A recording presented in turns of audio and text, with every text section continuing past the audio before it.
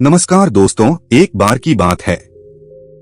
अविनाश एक बड़ा ही साधारण युवक था, लेकिन उसका सपना बहुत असाधारण था। वह चाहता था कि उसका जीवन सिर्फ एक नौकरी, तनख्वाह और रूटीन तक सीमित न हो। लेकिन हालात कुछ और ही इजाजत देते थे।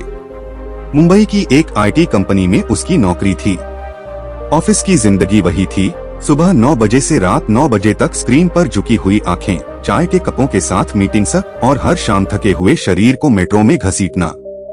वह अपने फ्लैट में अकेला रहता था, दीवारों से बातें करता, खुद से बहस करता।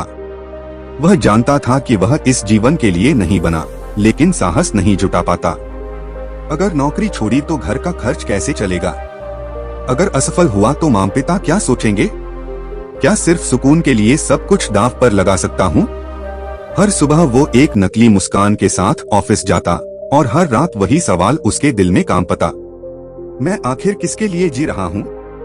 एक दिन ऑफिस में मीटिंग के दौरान वह थोड़ी देर के लिए फोन देख रहा था और उसके बॉस ने सबके सामने डांट दिया, अविनाश, अगर तुम्हारा मन काम में नहीं है तो दरवाजा वहीं है। पूरे ऑफिस में सन्नाटा। अविनाश ने कोई जवाब नहीं दिया, लेकिन अंदर से वह चूर हो गया। उस शाम वह सीधे अपने रूम पर नहीं गया। वह चलते चलते शहर की सीमा पार कर गया, जहां एक शांत सी झील थी। वहां वह बैठ गया और बहुत देर तक सिर्फ पानी की लहरें देखता रहा। पास ही एक बूढ़ा फकीर बैठा था। चेहरे पर झुर्रियां पर आंखों में गहराई थी। फकीर ने बिना कुछ पूछे कहा, बेटा, ये जो पानी है न, यह सब कुछ धो सकता है, लेकिन अपने भीतर का डर नहीं। उसे तो तू खुद ही धो सकता है। अविनाश चौंका। क्या इस फकीर को मेरी हालत पता है? अविनाश फकीर के पास बैठ गया और बोला, बाबा, मैं थक गया हूँ। हर दिन सिर्फ काम, तनाव और डर। मैं बस जी रहा हूँ, पर अंदर से मर चुका हूँ। फकीर ने मुस्कुराकर कहा, जो मरता नहीं है वही जन्म लेता है। तू अभी मरा नहीं बेटा, तू बस खुद को भूल गया है। तुझे खुद को खोजना है, बाहर नहीं, भीतर। अविनाश ने पूछा, कैसे? फकीर ने झील से एक पत्थर उठाया और पानी में फेंकते हुए कहा, अगर तू अपने अंदर झील जैसी शांति लाना चाहता है तो तू पहले उस पत्थर जैसे डर को फेंकना सीखे।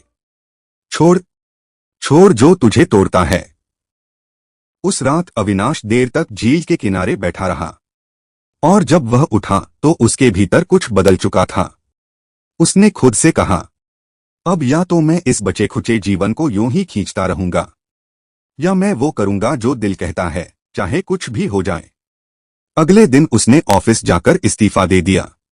किसी ने सोचा तक नहीं था कि अविनाश ऐसा कर सकता है। घर फोन किया तो माँ पिता भी घबरा गए। लेकिन इस बार अविनाश के शब्दों में डर नहीं था, आत्मविश्वास था।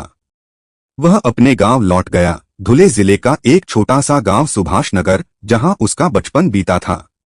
गांव लौटते ही उसे लोगों के ताने सुनने को मिले, शहर की नौकरी छोड़कर गांव आया है, पगला गया है क्या? लेकिन अविनाश अब बदल चुका था। उसने गांव में एक पुराना पड़ा खेत किराए पर लिया।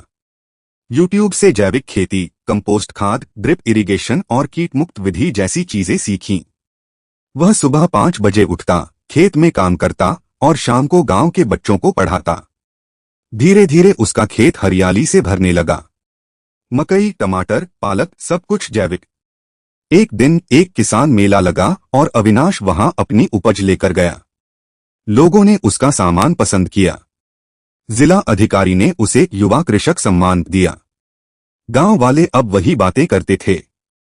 अविनाश तो बहुत समझदार निकला, पढ़ा लिखा भी और जमीन से जुड़ा भी।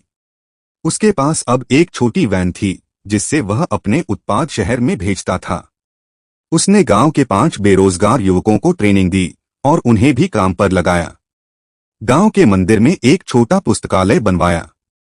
हर रविवार गांव के बच्चों को जीवन कौशल और मूल्य शिक्षा देता। करीब 1 साल बाद वह झील के पास फिर गया। वहां वही जगह थी, पर फकीर नहीं। केवल एक पत्थर रखा था, जिस पर सफेद रंग से लिखा था, जिसने खुद को खोज लिया उसने परमात्मा को छू लिया। अविनाश ने आंखें बंद की और मुस्कुराया, अब मुझे खुद से कोई शिकायत नहीं। मैं टूटने के लिए नहीं, बनने के लिए जन्मा हूँ। आज अविनाश एक प्रेरक वक्ता, कृषि प्रशिक्षक और ग्राम विकास स्वयंसेवक है। उसका यूट्यूब चैनल है धरती की बात, जहां वह जैविक खेती और ग्रामीण नवाचार पर वीडियो बनाता है। उसके लाखों फॉलोअर्स हैं। लेकिन सबसे बड़ी बात यह है, अब वह खुश है। उसकी माँ अब स्वस्थ है, पिता को उस पर गर्व है और गांव के बच्चे उसे गुरु भैया कहते हैं।